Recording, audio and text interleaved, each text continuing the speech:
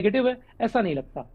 हम्म, ठीक है। शोएब सिद्दीकी जी, आखिर क्यों लग रहा है मौलाना तौकीर रजा को कि इस बार की ईद गम की ईद है? क्या ऐसा हो रहा है हिंदुस्तान में?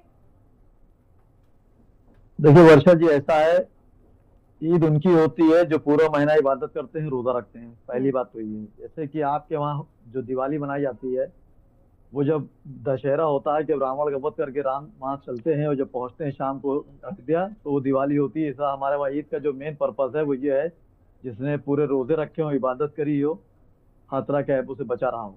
लेकिन तौकीर रजा साहब ने जो बात कही है, उसमें पसे मंजर अगर आप जाइए तो कहीं ना कहीं उनके दर्द अंदर है कौम के लिए। आप देखिए जिस तरह के हालात सामने मंजरेआम पर आ रहे हैं, कोई भी मामला होता है तो मुसलमान को ही टारगेट रखा जाता है।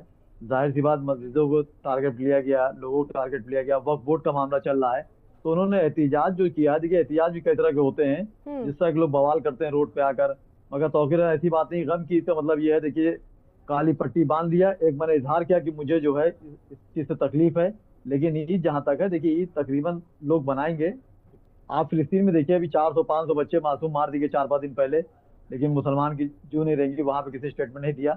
लेकिन तौकीर रजा एक बहुत बड़े आलिम है, और उनके पीछे मैं समझता हूँ लाखों लोग पीछे रहते हैं। तो मैं समझता हूँ ऐसे हम्म। स्टेटमेंट से थोड़ा उनको बचना चाहिए, क्योंकि कल ही ईद है। और आज देखिए सब, और आज जो है नया साल हिंदुस्तान का, चाहे जो है वो हिंदू भाइयों का नया साल होता है, वो भी मैं मुबारकबाद दे दूं आपको, नवरात्रि की मुबारकबाद दे दूं, कल ईद है उसकी मुबारकबाद दे दूं। लेकिन मैं तौकीर रजा चाहूंगा कि इस तरह के बयान से थोड़ा सा बचें, क्योंकि कल का माहौल दूसरे अंदाज का है। हर त्योहार निकल चुका है, हम्म। होली निकल चुकी है, जो मैंने मिल के सबसे साथ बनाया था। लेकिन एक मुसलमान जो आस लगाए बैठा हुआ था, जुमे के अलविदा में देखिए तरह तरह की अफवाहें उड़ाई जा रही थी, लेकिन जुमा भी सुकून से निकल गया। तो कल जो बच्चों के ईद मनाने के लिए जो मौका सामने आ रहा है, मैं समझता हूँ इस तरह के बयान से बचें तो बेहतर होगा, क्योंकि इस मुल्क की गंगा जमनी की तहजीब है। अगर आप कहेंगे तो मैं समझता हूँ बहुत कम परसेंट लोग मानेंगे।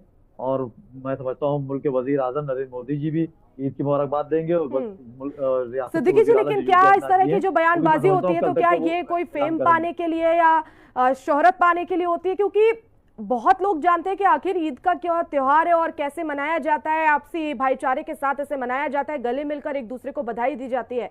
और वो ये भी कह रहे हैं कि जो मस्जिद है उन्हें तोड़ा जा रहा है, शहीद किया जा रहा है। आप ही बता दीजिए कि ऐसी कोई वैध मस्जिद तोड़ी गई है भारत में? क्या कोई ऐसे जिसका देखिए रजिस्ट्रेशन ऐसा नहीं है वर्षा जी, उनको, उन पर जांच की जा रही है? जी जी मुझसे उत्तराखंड पूछ में रही कई है, जगह पर जांच की जा रही है। मुझसे पूछ तो रही है। बिना सोचे समझे इस तरह की बयानबाजी क्यों हो रही है? देखिए वर्षा जी, ऐसा है कि जैसे मुख्यमंत्री जी ने एक मदरसे बात कही थी, मानक की। मैं हम्म। जरा माजी जाऊंगा 2 सेकंड, तो इसकी पूरी बात मुकम्मल हो जाएगी। तो कई लोग घबरा रहे थे कि तमाम मदरसे तोड़ दिए जाएंगे वगैरह वगैरह। लेकिन आप देखिए हिंदुस्तान में जो दो सबसे बड़े मदरसे थे, देवबंद और नदवा, इन लोगों ने मानक दिखाए, आज भी चल रहे हैं। तो जो मानक से अगर हट के मामला होता है, उसी पर एक्शन लिया जाता है। लेकिन चंद लोग शोहरत पाने के लिए, मैं तौकीर रज़ा साहब को नहीं कह रहा हूँ, बहुत बड़े आलिम हैं और हम्म। बहुत बड़ी शख्सियत है, मैं उनके ऊपर सीधा से कशी नहीं कर रहा हूँ, मैं अपने जैसे लोगों पर कर रहा हूँ। सस्ती शोहरत पाने की इस तरह की बातें करते हैं। आप देखिए अभी होली गुजरा, मैं सबसे मिलने गया, और ईद में भी हमारे वहाँ हिंदू भाई जो हैं आएंगे सिवैयां खाने के लिए। तो मैं समझता हूँ, तो अकेले देखिए उनकी बात भी अपनी अगर मस्जिद रहता, कहीं ना कहीं उनके दर्द है। देखिए हम्म। जिस तरह के टारगेट मस्जिदों को किया जा रहा है, मदरसों को किया जा रहा है, तो उन्होंने एक अंदर कशिश वाली बात करी। लेकिन मैं समझता हूँ कि ईद के मौके पे इस तरह के बयान से बचना चाहिए, क्योंकि यहाँ पे बुखारी साहब हैं दिल्ली में, लखनऊ में खारिशी फरंगी महली साहब हैं, इन लोगों का भी इस तरह के बयान नहीं आए हैं। और आप देखिए डिप्टी सीएम जो हमारे हैं, वो कल ईदगाह में आके खारिशी साहब को मुबारकबाद भी देंगे। तो ये ईद मिलन जो एक जो होता है, आप देखिए ईद के बाद मिलन भी होगा, उसमें हिंदू भाई की जो मोहब्बत होती है वो मिलती है, और जो दूरियां होती है उसको नजदीक लाने के लिए एक मौके होते हैं। हम्म। तो मैं समझता हूँ इस तरह बयान देके आप मुसलमानों में दूरियां पैदा कर देंगे। जो मेरे हिंदू भाई मेरे करीब आना चाह रहे हैं, जी। हो सकता है तौकीर रजा के बयान से हम्म। पीछे हटने की कोशिश करें। तो मेरी गुजारिश तौकीर रजा से रहेगी कि ये मुल्क गंगा जमने की तहजीब है, और हर नफरत का जवाब मोहब्बत होता है। तो ईद के मौके पर जाहिर मोहब्बत की तौर बात पर करिए, और नाजिम इंशाल्लाह खान आगे जी, जो देखिए वक्त बोर्ड की सिद्दीकी जो बात साहब आएगी भी ये उसको समझ रहे देखेंगे। हैं कि इस तरह के बयानबाजी नहीं करना चाहिए। ईद का पर्व आने वाला है और ऐसे में कहीं ना कहीं दूरियां पैदा होती हैं। तो क्यों बनाना चाहते मुझे हैं? लगता है इस पर और शोएब रही बात सिद्दीकी ये, जी जवाब देंगे। शोएब जी, जी जो भी योजनाएं चलाई जा रही है उनका बराबर लाभ मिल रहा है, हर एक चीज, घर मिल रहा है, शौचालय मिल रहे हैं, सौगातें, मोदी किट मिल रही है। इसके अलावा भी तमाम जो योजनाएं चलाई जा रही है प्रदेश सरकारों के द्वारा और केंद्र सरकार के द्वारा, तो उनका लाभ मिल रहा है। तो ऐसा क्यों लग रहा है जब सब कुछ सही है तो इस तरह की बयानबाजी हो रही है?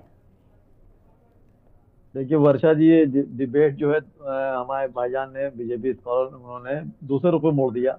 आप बताइए, अगर आप मुसलमानों को दे रहे हैं तो क्या एहसान कर रहे हैं? 1857 में जब आजादी की जंग लड़ने की कोशिश की गई थी और एहतजाज किया गया था, तो उसमें मुसलमानों ने उतना ही खून बहाया था जितना मेरे हिंदू भाई ने बहाया था।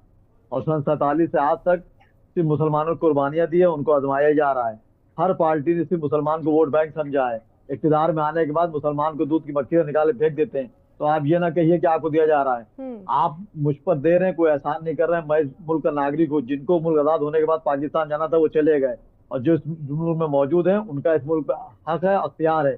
कभी हमारे मुख्यमंत्री या प्रधानमंत्री ने इस तरह के बयान नहीं दिए कि आपको दिया जा रहा है। मैंने हमेशा टीवी पे बैठ के बात कही कि अगर कंट्रोल में सामान मिल रहा है तो 80% मुसलमान भी ले रहा है, 20% हिंदू भी ले रहा है। मगर इसका मतलब ये नहीं कि आप मुझे कुछ दे रहे हैं। मेरे टैक्स से जो चीज आप जो मुझसे टैक्स ले रहे हैं उसी से आप वो चीज दे रहे हैं। बिल्कुल, लेकिन बराबरी की भावना तो है। जनरल की बात है, अगर मुसलमान का हक है नुकसान पहुंचाना होता, अगर देश में नुकसान मुसलमानों को होता तो उनका हित क्यों चाहता? देखिए, बीजेपी खासतौर पर सरकारें जिम्मेदारी है उन पर, वो तो हर वर्ग का, सबका साथ सबका विकास की बात आप भी कर रहे हैं, तो वही तो हो रहा है।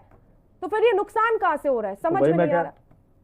तो वही मैं कह रहा हूँ। देखिए, बीजेपी ने ही अब्दुल कलाम साहब को राष्ट्रपति बनाया था। ऐसा नहीं कि किसी और पार्टी बनाया। तो सबने लंबा कहा था।